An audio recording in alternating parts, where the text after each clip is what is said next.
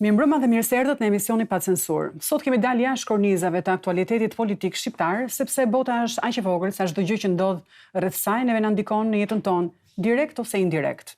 Prandaj unë jam sot në ambasadën e Izraelit, sepse në Izrael dhe në Gazë po zhvillohet një luftë mes tyre. Me ambasadorin e Izraelit erdha të bisedoj se çfarë do të bëhet në të ardhmen me luftën në Gazë dhe kush do të qeverisë atje. Çfarë do të pranojë Izraeli, kur do të pushojë lufta. Të gjitha këto pyetje do t'i zhvillojmë tani me ambasadorin e Izraelit në Tiranë, Galit Peleg. Faleminderit zonja ambasadore që jeni me mua sonte. Faleminderit. Ne jemi këtu në ambasadë në një territor teorikisht në luftë, në një territor izraelit, por fatmirësisht në Shqipëri nuk ka luftë. Megjithatë, çdo luftë ka ndikimin e saj në botë dhe me sa duket ose më mirë të themi, a e ndjen Izraeli që ka një dobësim të tij në arenën ndërkombëtare për shkak të shkatrimit që ka ndodhur nga lufta në Gaza dhe viktimave që janë atje, më së shumti gra dhe fëmijë. Thank you very much for having me and for having this interview. Faleminderit për ftesën dhe për realizimin e kësaj interviste. Ne jemi në Shqipëri dhe për ne është një vend shumë miqësor. Mendoj se shqiptarët e kuptojnë situatën e vështirë që përjetuam. Përpara se të flasim për pozicionin e Izraelit në arenën ndërkombëtare, dua të theksoj së pari se Izraeli nuk e donte këtë luftë. Kjo luftë nisi në 7 tetor kur Izraeli u sulmua nga Hamasi përmes Gazës. Kjo është një gjë shumë e rëndësishme që komuniteti ndërkombëtar duhet ta kujtojë. Së dyti, Izraeli është i angazhuar të mbrojë qytetarët e tij. Prandaj çfarëdo që t'i ndodhë izraelitëve, Izraeli duhet të përgjigjet. Ne kemi 2 qëllime për këtë luftë. 1. Të lirojmë pengjet që po mbahen në Gaza dhe 2. Izraeli të shkatrojë Hamasin, sepse ky është burimi i këtyre akteve të dhunshme që po ndodhin.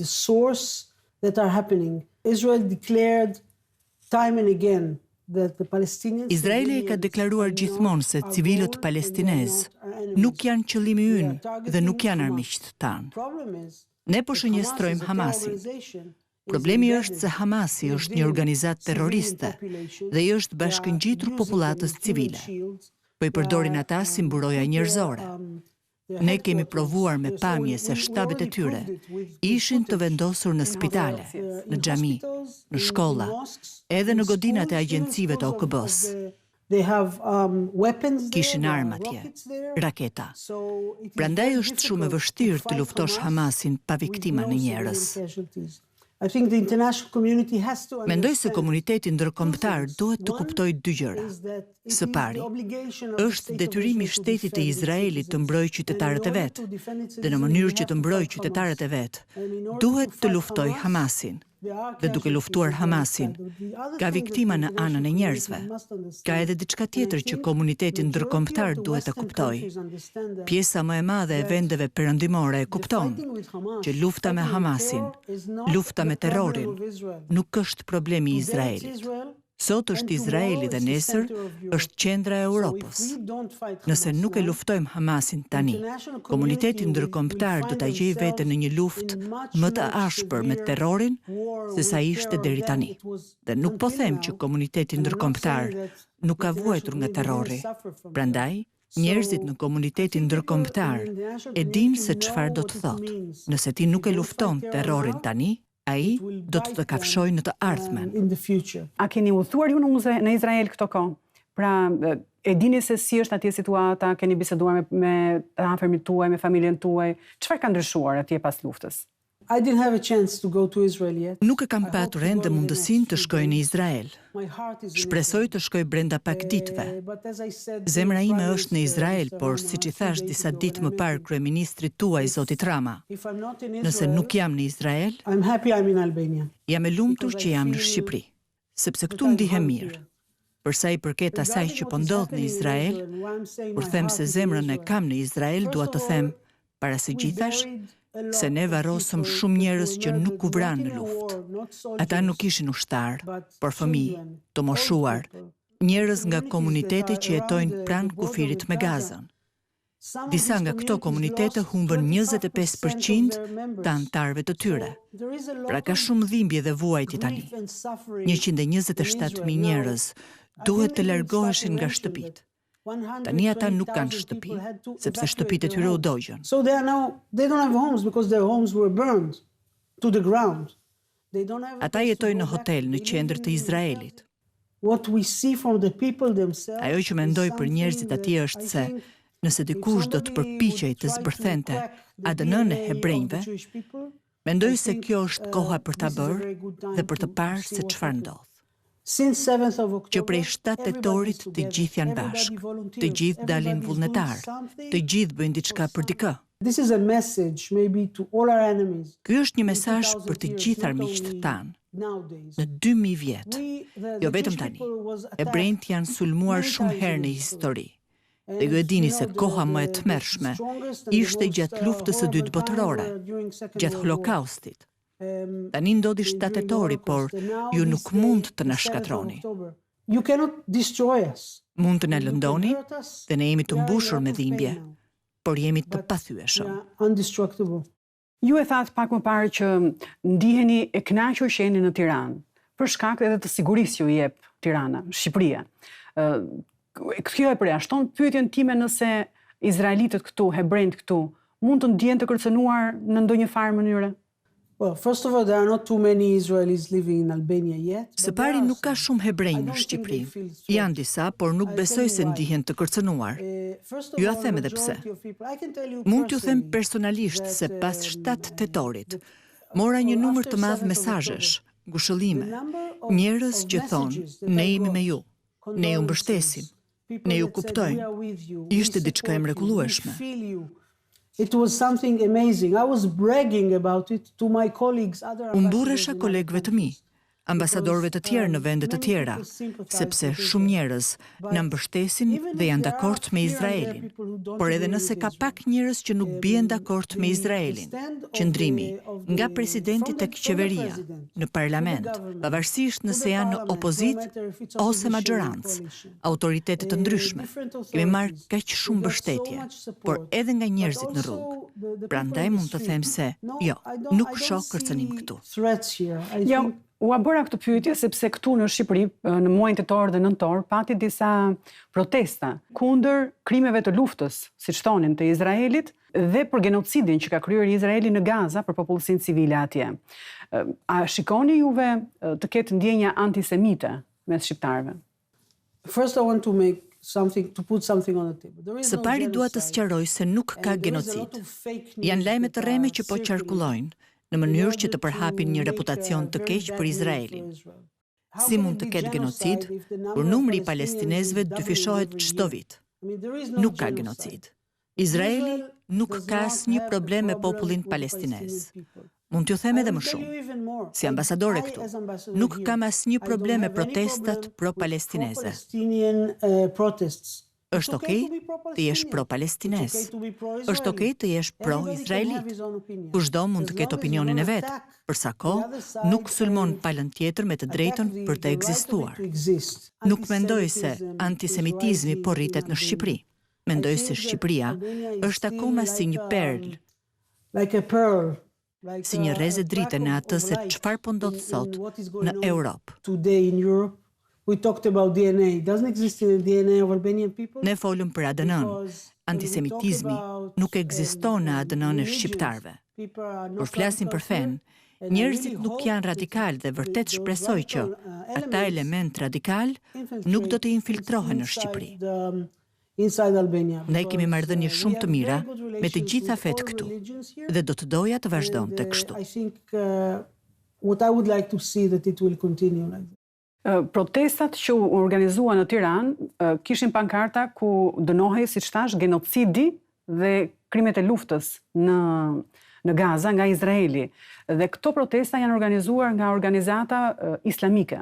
Mendoni që ato kanë më shumë një karakter fetar? I'm sure they have. Jam e sigurt që kanë, por siç e thash, mendoj se shqiptarët nuk janë radikal. Nuk ka rëndësi se cilit besimi përkasin. Dhe shpresoj se nuk do të ndikohen nga radikalët, dua të them diçka që e kam thënë që prej nisjes së kësaj lufte.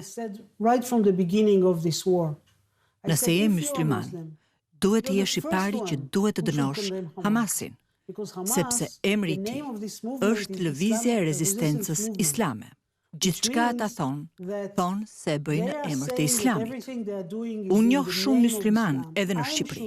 Jam e sigurt se asnjë prej tyre nuk do të binte dakord që të vriteshin foshnja në emër të Islamit. That you kill babies in the name of Islam or that you behead apo të priten kokat njerëzve në emër të Islamit, ose të përdhunohen gra në emër të Islamit. Pra, nëse ka element që duan të trajtojnë si diçka të fesë muslimane, mendoj se janë shumë gabim. Ata duhet të jenë të parët që të thonë se kjo nuk na përfaqëson. Prandaj, them se qëllimi ynë për të eliminuar Hamasin nga Gaza nuk është vetëm për Izraelin, por edhe për palestinezët në Gaza, për muslimanët në Gaza. Por ata e kanë votuar Hamasin. Askush nuk është aq naiv që të mendojë se nuk ka mbështetës të Hamasit në Gaza. Keni absolutisht të drejtë. U mbajtën zgjedhje dhe ata fituan, pa hile. Kjo nuk e ndryshon faktin që ata po vuajnë. Shikoni, një shembull shumë të vogël. Ata po luten që ndihmat humanitare të hyjnë në Gaza. Ndihma humanitare po shkon në Gaza, dhe ku po shkon? Po shkon në duart të Hamasit. Ata po a japin ndihmat njerëzve të tyre ose ndjekësve të tyre. E dini sa para janë dhënë për Gazën çdo vit? Miliarda euro janë derdhur në Gaza. How come it didn't become like the Singapore of the Middle East? Si ka mundësi që nuk është bërë dot Singapori I lindjes së mesme, sepse parat e tyre I ka marrë Hamasi, ku jetojnë udhëheqësit e tyre. Ata kanë vila në Gaza, por jetojnë në Katar, në Doha, jetojnë në hotele luksoze në Ankara dhe në Stamboll. Ata nuk rrinë në Gaza. Me që jemi tek Stambolli që ju e përmendët, unë kam ngula tek çështja fetare, sepse presidenti Erdogan ka deklaruar rreth 2 javë më parë se nëse do të bjerë Gaza, pra nëse do të bjerë në duart e Izraelit, kjo do të ishte një plagë e thellë për botën islamike.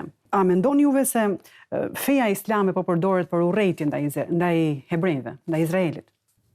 Unfortunately, President of Turkey took this Fatkeqësisht presidenti I Turqisë e shfrytëzoi këtë rast për të promovuar veten. said horrible things about Israel. Ai ka thënë gjëra të tmerrshme për Izraelin. Dhe është ndër fare pak udhëheqës në botë që mbështet Hamasin. Hamasi është një organizatë terroriste. Nëse je mik me Hamasin, nuk mund të konsiderohesh si një udhëheqës serioz, që vërtet do që të arrish diçka. Tani në lidhje me Gazën, si një plagë për Islamin, ku ishte ai 2 muaj më parë? Where was he 2 months ago? Ku ishte ai në 6 tetor? Pra, dua të them pse nuk e ndaloi Hamasin për të mos bërë ato që bëri. Ndoshta ai nuk e dinte. He didn't know. He's the best friend of Hamas. Ai nuk e dinte? Ai është miku më I ngushtë I Hamasit. Izraeli nuk ka ambicie për të kontrolluar Gazën. To control Gaza. We withdrew from Gaza. Ne u tërhoqëm nga Gaza në 2005 dhe nuk kemi arsye të kthehemi atje. Prandaj Gaza nuk do të bjerë në duart e Izraelit. Izraeli do që të eliminojë Hamasin, të kthej pengjet në atë dhe të ikim nga Gaza. Ne nuk duam asnjë ushtar në Gaza, nuk duam të vëmë në rrezik asnjë izraelit, por ne nuk do të tolerojmë që në të ardhmen të vazhdojmë të bashkëjetojmë me një organizatë naziste terroriste që provoi se mizoria e saj shkon përtej çdo imagjinate. Is really something beyond any imagination that anybody expects. Ndërkohë, qëllimi I deklaruar I luftës së Izraelit është, siç e thatë dhe ju, shkatrimi I Hamasit. Mua më duket një qëllim fare pak brenda realitetit, pasi mund të mos arrihet, sepse Hamasi nuk janë vetëm disa individ, nuk janë vetëm disa lider politik apo ushtarak. Hamasi është një ideologji, janë ide që shpërndahen dhe siç e thatë ju kanë dhe shumë financa të forta. Ata financojnë me miliarda euro apo dollar. Si do t'ja bëni që të shkatroni Hamasin, sa do të zgjas kjo luftë? First of all, we prepare ourselves for a long war. Së pari ne kemi përgatitur veten për një luftë të gjatë. Ne nuk e dim se kur do të mbarojë.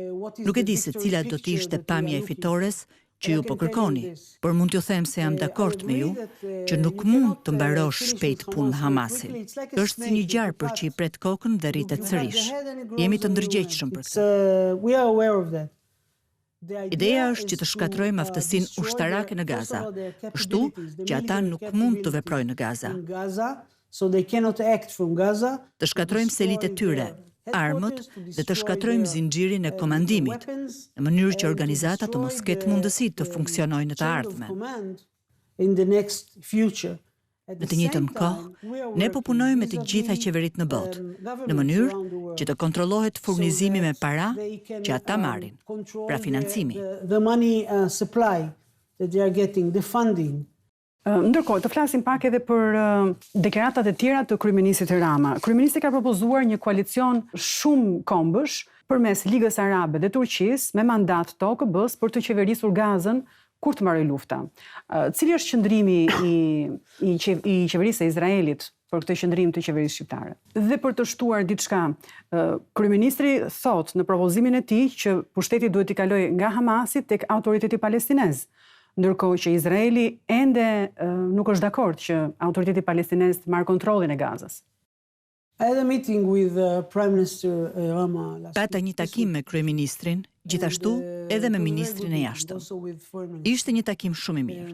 Së pari dua të them se ne vlerësojmë shumë qëndrimin shumë të fortë të kryeministrit dhe qeverisë së tij në lidhje me përkrahjen e Izraelit kundër terrorit. Standing with Israel against terror. Dhe për dënimin shumë të qartë të Hamasit. Jo çdo udhëheqës për fat të keq ishte mjaftueshëm kurajos për ta thënë këtë. Kështu që kjo është diçka që ne vlerësojmë shumë. Pra, pozicionin shumë të qartë të kryeministrit. Gjithashtu, ne vlerësojmë që ai është i përfshirë dhe përpiqet të gjejë një zgjidhje. Më duhet të them se në këtë moment, ne nuk po shohim për ditën që vjen pas mbarimit të luftës, po shohim se çfarë duhet bërë tani, sepse gjëja më e rëndësishme për ne është që të kthejmë në shtëpi të gjithë pengjet dhe të sigurohemi që Hamasi nuk është më në Gaza. Çdo zgjidhje që do të pranohet pas luftës duhet të marrë në konsiderat 3 kushte. Dhe mendoj që kryeministri Rama e kuptoi shumë mirë.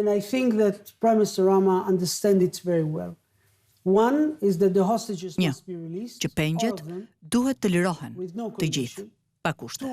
2, që Hamasi të mos e kontrollojë Gazën. 3. Çdo zgjidhje duhet të përfshijë masa sigurie për Izraelin. Tani pyetja e madhe është, kush mund të jetë mjaftueshëm i fortë dhe të japë siguri që këto kushte do të përmbushen? Ajo që ne mendojmë tani është se autoriteti palestinez është tepër i dobët.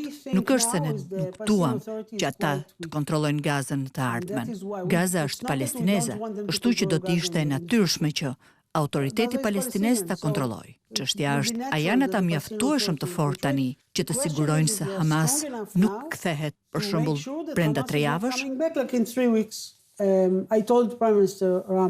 I thash kryeministrit Rama se kur presidenti i Turqisë deklaron se Hamasi është luftëtar i lirisë dhe Izraeli është terrorist, nuk mendoj se Izraeli do të bjerë dakord që ai të jetë njeriu i cili do të na japi sigurinë se Hamasi nuk do të jetë më në Gaza. Mendoj se ne nuk mund të nxjerrim të gjithë letrat mbi tavolinë përpara se lufta të mbarojë.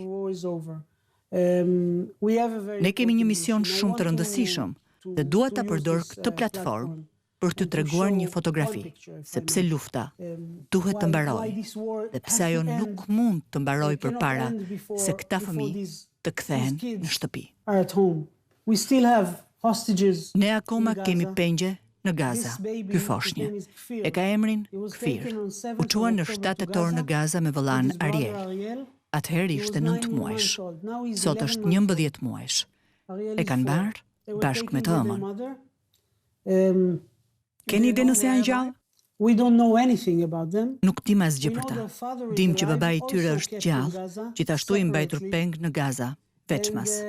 Me këto karta po luan Hamasi.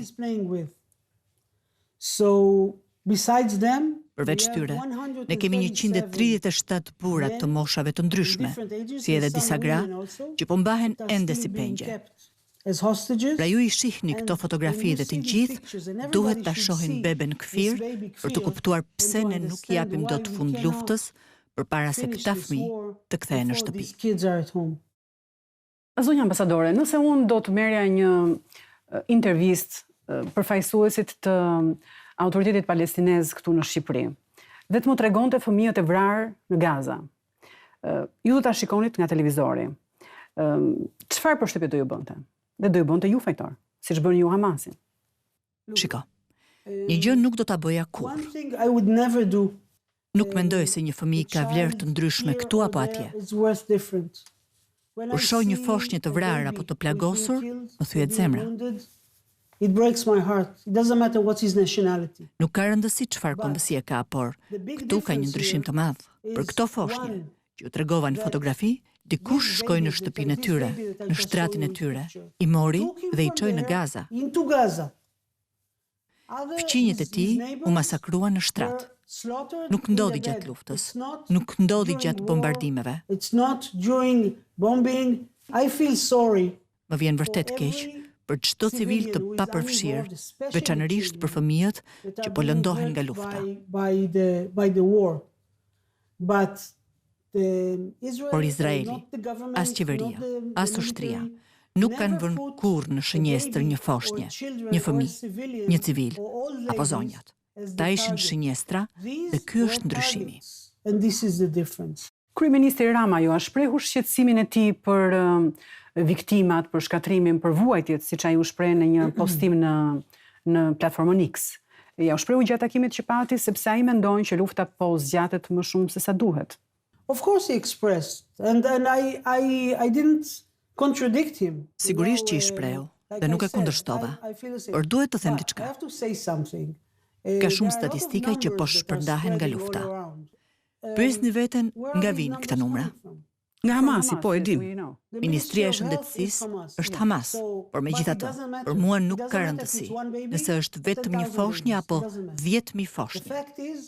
Fakti është që civilët po lëndohen, por faji është I Hamasit. Kur Hamasi sulmoi Izraelin, ata e dinin që Izraeli do të reagonte. Çfarë menduan ata? Që forcat tona ajrore do të uleshin dhe do të thonin: "O jo, ne nuk do të lëndojmë askënd."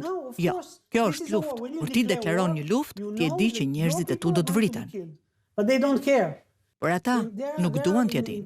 Ata e kanë nën kontroll Gazën, janë qeveria e Gazës që prej 2006-s nuk ndërtuan qoftë edhe një streh mbrojtëse. Dini çfarë ndërtuan? 500 kilometra tunele. Kur u pyetën nga media ndërkombëtare pse kur bombardohen nga Izraeli nuk I çoni civilët në tunele, ata thanë: "Jo, tunelet janë për luftë, na duhen."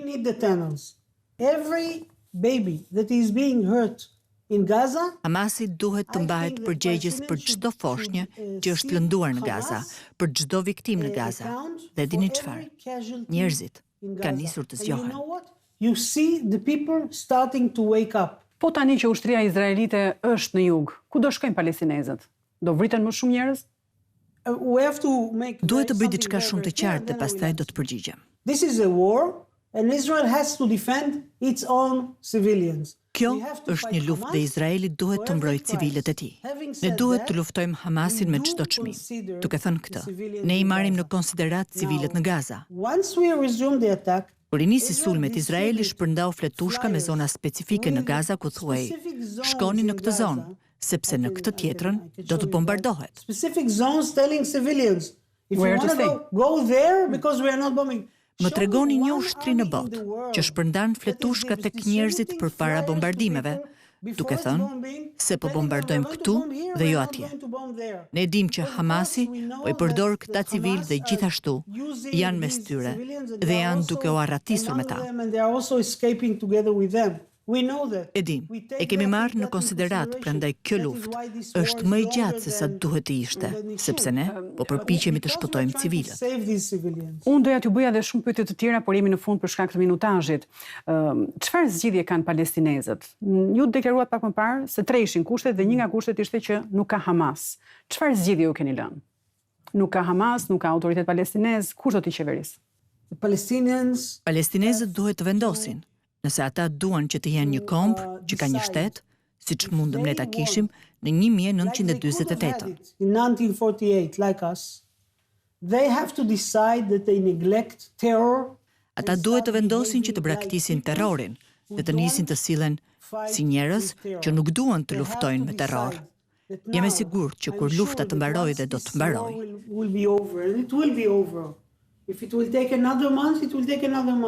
mund të marrë një muaj apo një muaj tjetër, por do të mbarojë dhe Hamasi do të largohet nga Gaza. Pra kur lufta të mbarojë, nëse duan një shtet, duhet të nisin të ndërtojnë jetët e tyre pa terror. Terrori nuk është zgjidhje. Sapo ata ta deklarojnë, dhe jo vetëm ta deklarojnë, por edhe ta zbatojnë këtë, palestinezët do të kenë të ardhmen. Siç e thash edhe më parë, Gaza mund të jetë Singapori i lindjes së mesme. Parat nuk janë problem. Minutën që lufta do të mbarojë, do të shohim se vendet donatore do të hedhin miliarda euro në Gaza për ta rindërtuar. Çështja është çfarë do të bëhet me këto para? Do të investojnë sërish në terror dhe bomba duke sulmuar Izraelin? Golda Meir, ish kryeministre e Izraelit, ka thënë diçka shumë të bukur dikur. Paqja do të triumfojë kur palestinezët do të duan fëmijët më shumë se sa na urrejnë. Nëse ata vendosin të duan veten më shumë se sa të urrejnë Izraelin, mendoj se kjo mund të jetë zgjidhja më e mirë. Shpresoj që dashuria të mbizotore mbi urrejtjen, zonja ambasadore. Dhe ju falenderoj shumë për intervistën tuaj. Së bashku do të shihemi të premten e ardhshme. Natën e mirë.